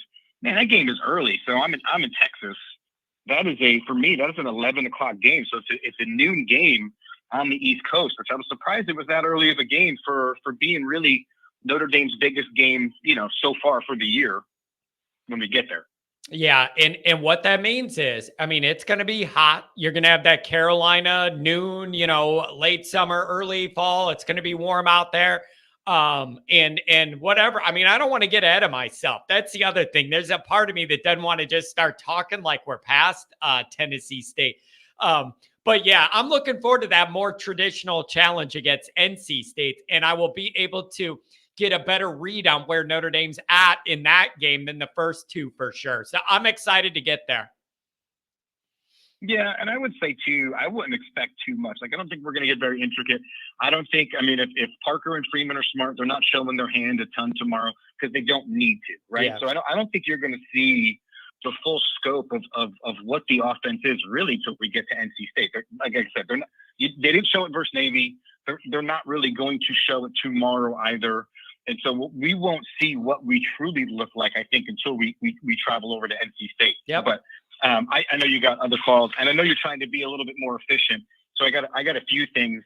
I will say this: watching the Navy game, and I know we're pretty much done with Navy, but man, for me, Hartman arrived as what I wanted him to be.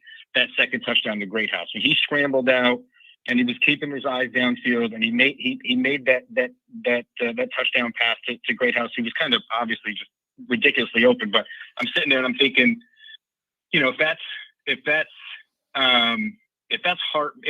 Buckner, right? He's tucking and running. Like, he's not even looking downfield. Yep. And if that's Pine, he's probably throwing it into the back of somebody's helmet. So that was, for me, that was like when I started to say, okay, you could really see the difference and the upgrade that Hartman brings to the table. Yeah, it was nice to see just complete control of the offense. Like, everything was calm, collected, under control. That's the kind of quarterback play we have been begging for forever. That's it. That level of competence and calm. That's what we've been begging for.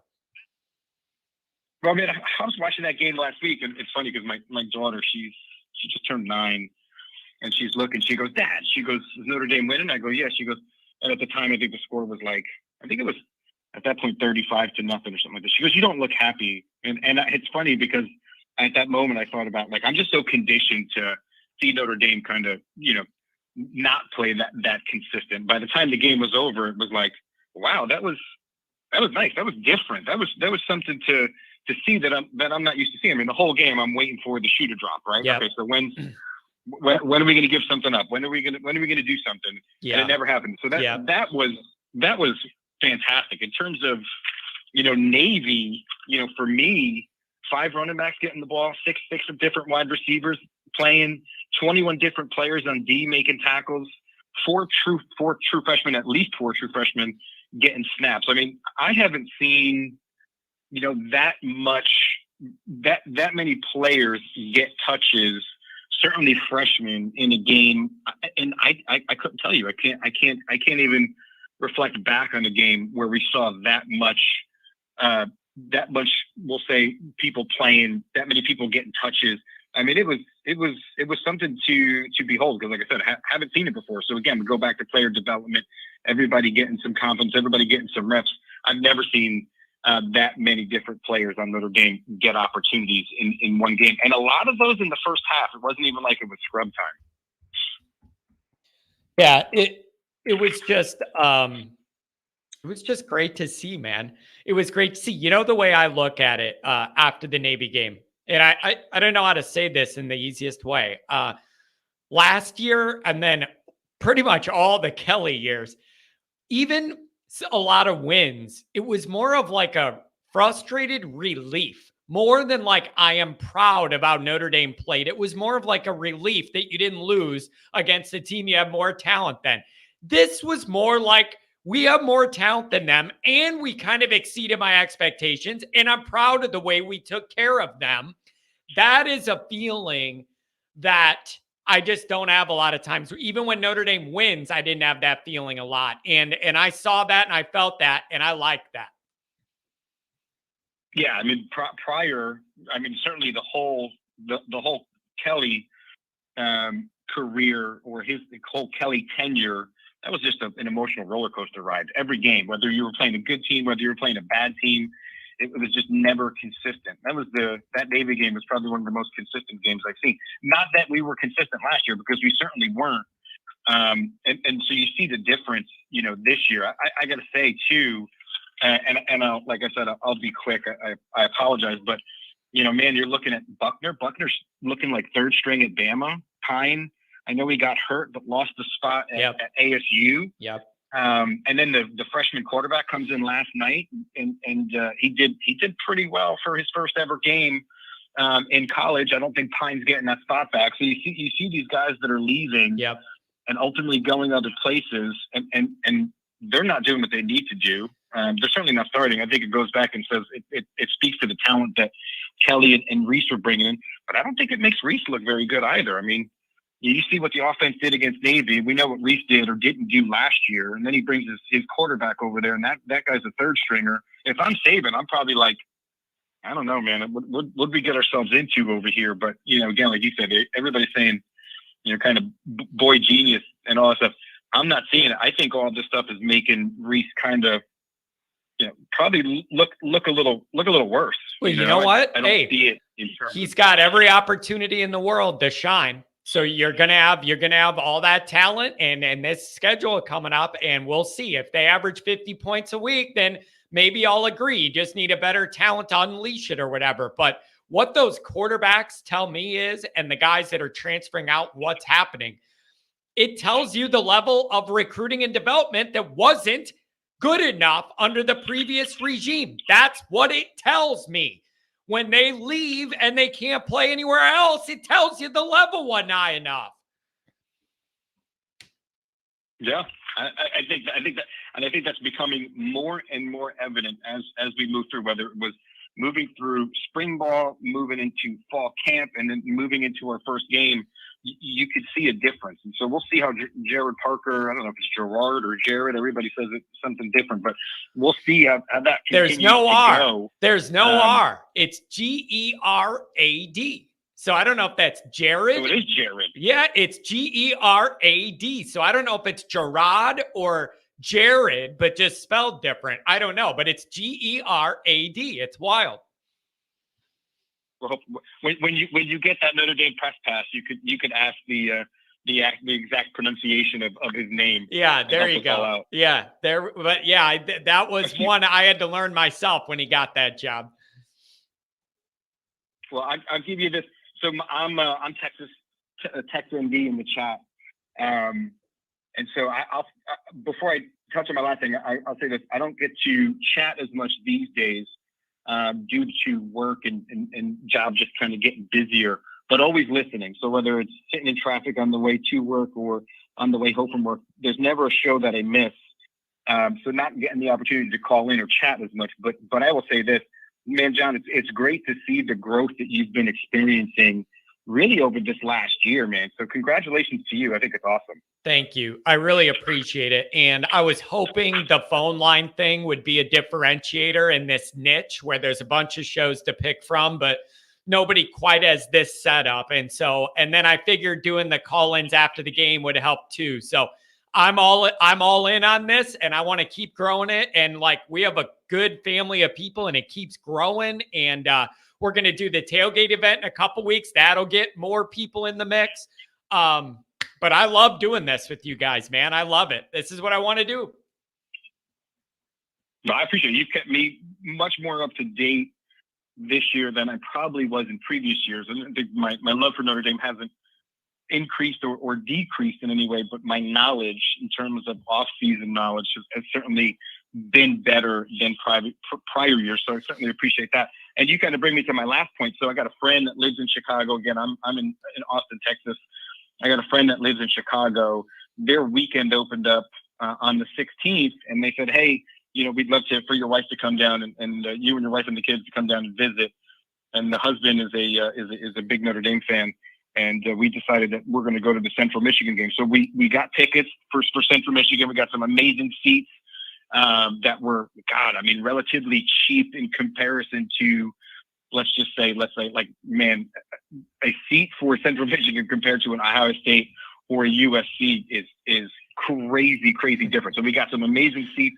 We'll be there at Central Michigan.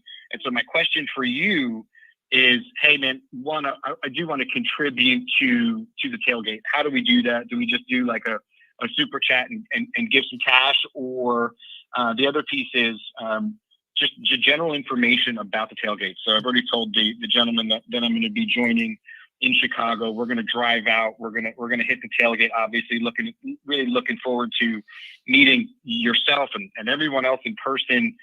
But I think you said at one point it was North Lot. We're trying to figure out parking now. What are your thoughts? What's your suggestion in terms of the best way to come in? Because again, like I said, I'm flying in and then we're driving over there. So it's going to be, and I'm going to put out a map with a highlight exactly where this lot is, and put it on Twitter, put it on YouTube so everybody can see it. Keep in mind, I have a 20-foot flag. You're not going to be able to miss it. If you're in the ballpark, you're going to see the flag. So that'll be easy to see. We're going to have a big group. North Lot's kind of kitty corner behind Touchdown Jesus, kind of that type of area. Donating in a super chat, that would be great. The money would go to the food and drinks and supplies and whatever we need to do to get over there.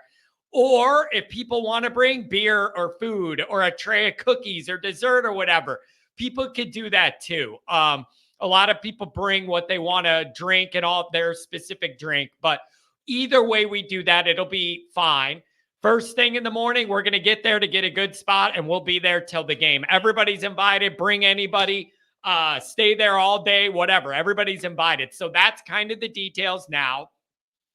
You may end up just wanting to park in the white lot right off the toll road and then just taking the bus that drops you off by Touchdown Jesus and you're right by everything. That may be the easiest thing for you guys, unless you already have parking built into those tickets or whatever else. No, so the tickets didn't have parking built in. That's what I was trying to figure that out. Man, also the other question is, dude, the white lot's so easy. You get off the toll road and you literally go straight, park in a field, free buses run all day. They drop you off where like the big tailgates are at, and then you do it going back. That's also way, way cheaper than the North Lot or anything. But if you wanted to pay up for a North Lot pass, go for it. And you could get in our line and we could have a bigger group, but it does cost a lot more in the white lot. So that's up to you. Now, what do you, so it's all relative, honestly. And I think the last game I saw in Notre Dame was like, I want to say 2015 versus USC.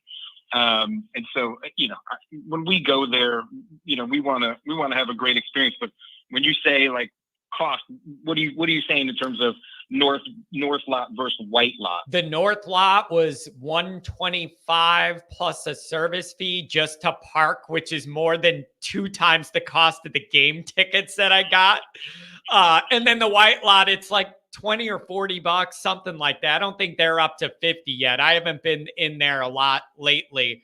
But they're a little more just because it's a prime tailgate lot.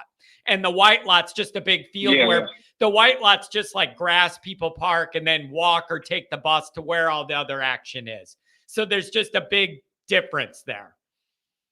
And yeah, Pat brought up a good point. The white lot too, I don't even think you need to buy that ahead. You could just kind of drive in and pay them and do it there. North lot, you kind of got to get a pass ahead. Pat was reading my mind because that was going to be my next question. So we'll figure that out. I got to tell you, we got some amazing seats. So we are preferred seating, 50-yard line, third row in terms of what was available. So Rand, we're so excited. Did they nail you? Did they nail you? Or did you get a good deal on them? Ours were like $60. The tickets I got, they're like $60. Like it was cheap as hell.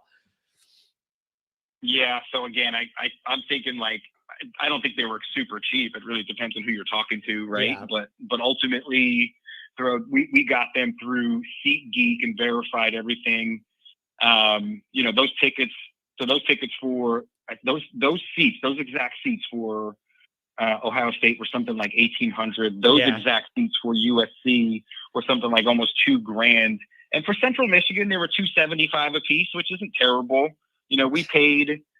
I think we paid something like $700 a piece back in 2015 for the USC game, and we were in the bleachers, but pretty close. Like I think on like the 40, 45 on the Notre Dame side. So, $275 just seems like a deal to me. And so we snapped them up because again, if we're coming out there every 5 to 8 years, we want to make it count. So we're looking forward to those. Again, $275 probably a little bit on the high side, but UT tickets for good seats are pretty much around that in terms of price, if not more. Yeah. And I mean, really, I'm just glad you're going to be able to go to the tailgate. This is going to be great. I love it. We're super excited. That's one of the reasons the guy was like, hey, I was like, hey, listen, if I come to Chicago, I want to go see a Notre Dame game on that Saturday. He goes, great. And I said, perfect. I was like, because there's a great tailgate that I want to go to as well. And he was like, that's even better. So I guess my last question before I jump and give everybody else a chance is post game. Are you guys hanging out after the game, or is it all clean up and get out, or is there post game conversation, drinks, concessions? That I don't know about. That's a good point. I think some of that depends on the mood. If everybody's still in a good mood and don't want to sit in traffic, we could go back out there and drink a little bit more. That I don't know yet. We're still figuring that. I'm more worried about getting there in the morning and doing that part first. But that plan will develop. But I'm not staying in town. So this is one of those get there early and then come back. Okay. So I got to drive. There's a drive that day. I'm not staying in town. So, yeah, but the plan will develop, and feel free to email me if you have any specific questions, okay? Yeah, I will. So game kicks off 2:30. What time do you guys usually starting out your deal? Like, what time you guys getting there? I don't know. Whenever that lot opens, Adam Dowling knows what time that lot opens. I don't know if it's 8 o'clock. It'll be something in the morning to make sure we could get a good block of spots early. So whenever that is. Cool. Well, hey, John, listen, I appreciate it. I'm super looking forward to obviously being at the game, but really looking forward to, meeting you and meeting, Pat and all the other always Irish people I see on chat. It sounds like there's going to be a good amount of people there. So really, really looking forward to it. And again, appreciate you, the show, and just really happy to see the growth you've had over this past year. Really appreciate it, my friend. Safe travels, and I'm excited to see you at the game, okay? You can't miss us. You'll see our setup. Yeah, 8 o'clock, the lot's open, so it'll be close to that to make sure we could get a good spot. John, appreciate it, man. Thank you, and look forward to this game this week. Obviously, NC State, and then seeing you guys for Central Michigan. Have a great day. Perfect. And go Irish. Thank you, man. See ya. What a nice guy. And I'm going to say this again. And I told some people this earlier in the week. Another reason I wasn't excited about this game or anything is because I knew damn well as the week went on, some of this stuff was going to turn racial. I just can't. Some of you guys just can't help yourself. You just got to try and cause a problem. You just have to go out of your way to make something an issue, just to do it. We're not doing that here. That's not what this is about. Racial. Yeah, racial, as in the racist comments that have been in the chat. Yes. Some of you guys just need to grow up, man. Just grow up a little bit. Keep it about the football and keep it away from the other stuff. All right? I don't think that's too much to ask. 269, what's going on this morning? Good morning, John. How you doing? I'm doing very well. I'm just excited to see some football tomorrow. Should be fun. Hey, you and me both. I'm a long-time listener, first-time caller. So I appreciate what you do. I do come in waving the white flag. I am an Ohio State fan. Ooh. Apparently, I'm only the second nice one that comes on this show. Well, we haven't decided that yet. Wait. You don't get to decide that. Give me a couple minutes, buddy. Give me a couple minutes here. Yeah, let me make that determination. So far, it's okay. Okay, I do want to say, though, to the other caller, I support shows like yours because I don't watch the four-letter network on TV. I think you do a better job, and I'd rather call into your show or your program than do any of that. So, yeah, that's why I'm an Ohio State fan calling in, because I appreciate good college football shows. Man, you know what, though? That means it does mean a lot to me. It's one thing for Notre Dame people to watch Notre Dame stuff, but when I could get some other people that are genuinely entertained and aren't just here to troll and stir stuff up, that does matter to me. And it's healthy to have some other people in the mix. And I do mean that. Yeah, I don't like watching fake football shows, and ESPN has turned into that. When I was growing up, it was really, really good, and now it's not. So I'd rather support you. That's why I'm calling. Yeah, thank you. So, and I agree with that, by the way. The quality of that program has gone down as the narrative-driven stuff has gone up. There's an inverse proportion there. And the more they have their narratives that they want to push and all, then it steers everything away from the truth and the reality. And Notre Dame, all of it. Just don't watch ESPN unless you have to watch the game. That's the only time you need to if you're a Notre Dame person. Anyways, I digress. Yeah, no, I mean, you're spot on. Here's my, I guess, major question for you. It's not really on this week, although I know your fans are a little upset. I've never seen Alabama fans or Georgia fans throw a fit when they have a Week 11 cupcake. Okay, they never throw a fit. Yeah, we're just not So I used don't to this. like We're just not used to. It's a barrier. You're right, but it's the first one, and it's something that Notre Dame fans have held a sense of pride over never doing it. And so once you do it once, I don't think this will be a big deal again. It's just breaking that seal the first year. Yeah, and more like you should be doing it. And I love the Ohio State Notre Dame game, but I look at both of them like, why put yourself in the position to lose a game when you could play a far inferior opponent, and that 0 in the loss column will get you into the playoff. Yeah. So yeah. And but, I even think you could even go, if Notre Dame goes 11-1, I don't even know if that. Let's just get there and then we'll worry about it. I'm not that worried about the repercussions of playing Tennessee State when you have these 3 top 10 teams on the schedule. That'll work it out. So I'm not overly worried about that. There shouldn't be any repercussions because we never hear from those Southern teams on the repercussions. So there shouldn't be any repercussions. Yeah. Yeah. And so I'm not worried about that part of it. We just need to get through this first one. I never wanted Notre Dame to do it, but now that it's done, win the game and keep moving. Yep, exactly.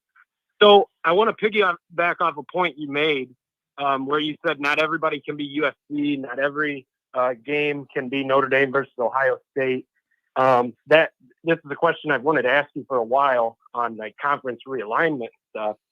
How long down the road? I don't think it's going to be short term. I think it'll be long term.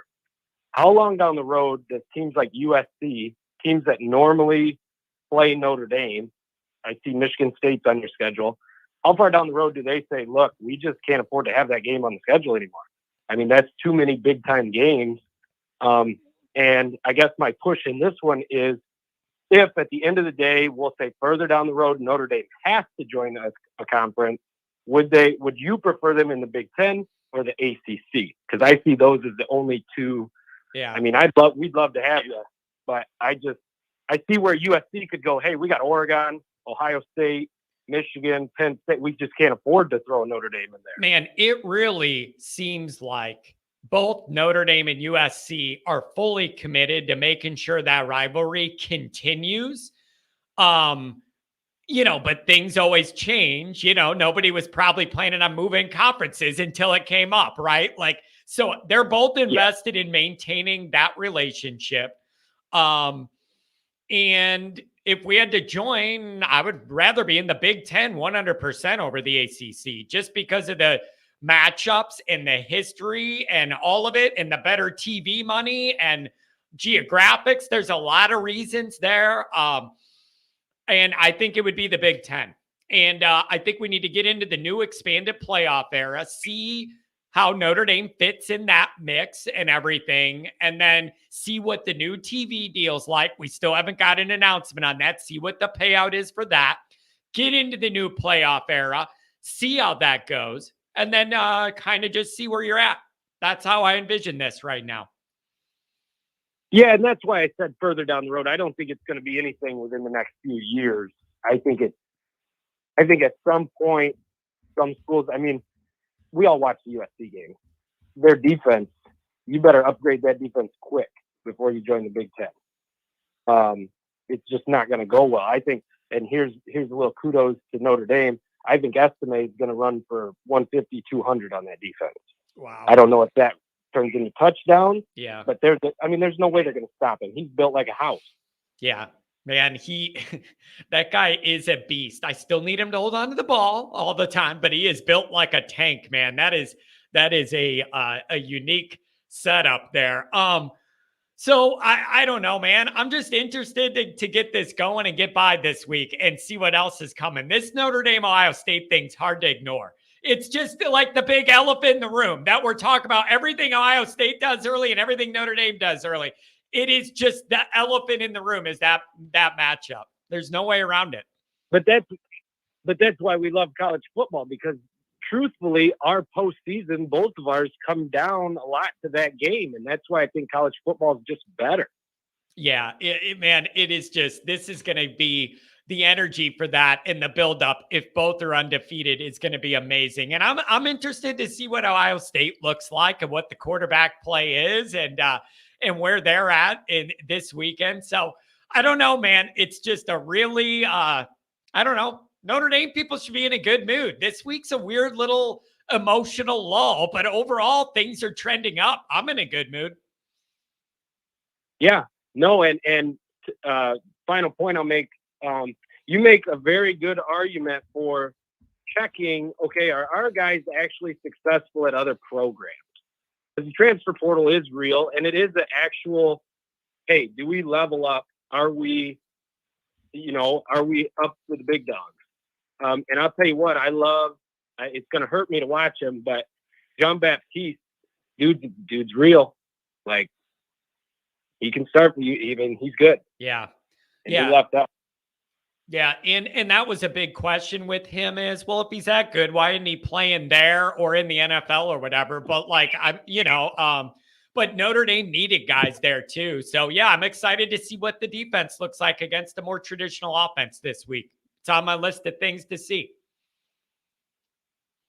Yep. Well, thank you for taking my call. I'll get out of the way so actual Notre Dame fans can hop on your show. Hey, man, hey, listen, I hate to admit it again, but damn it, you're a nice one. It's like I hate having to admit it, but it is healthy to have a little mixture of some people that aren't all like Notre Dame green glasses all the time. I think that is healthy.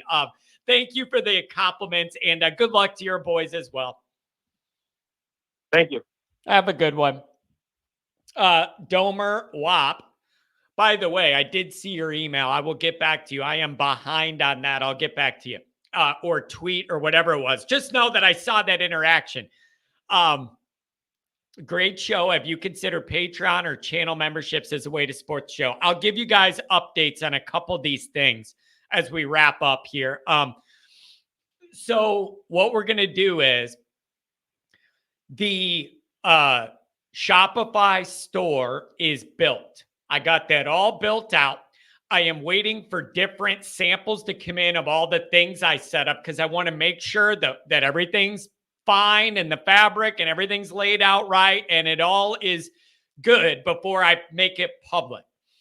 When I make it public, it's going to go on the YouTube channel.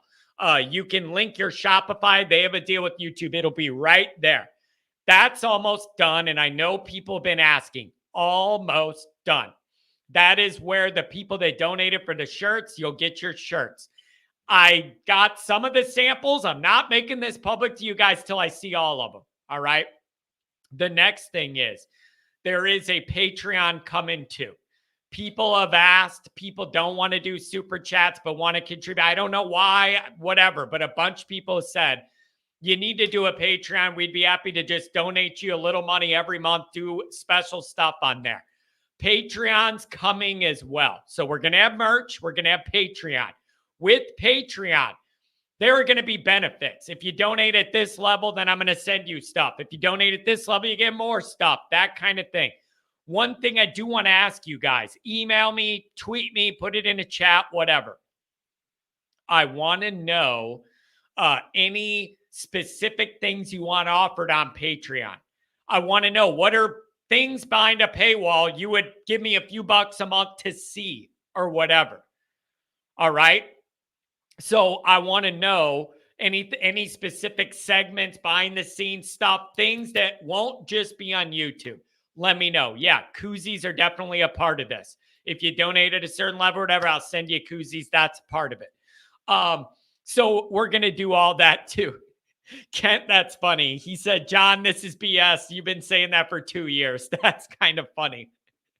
I had some other things I had to work through over those 2 years with the merchandise. You guys don't know the full story. Give me a break. John doing his sea walk is his Patreon exclusive. You know what? That's genuinely not a bad idea. I might have to break it down for you. I cut more rugs than a guy that works at a carpet factory. You have no idea. Ask Angela, ask Patrick, man. You give me the right boot and I cut rugs. You have no idea. You have no idea how many rugs I cut. All right.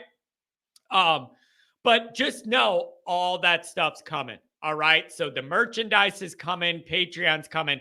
And I really, really appreciate people reaching out, being like, where are the shirts? I want to buy them. You need Patreon. We want more, unique stuff.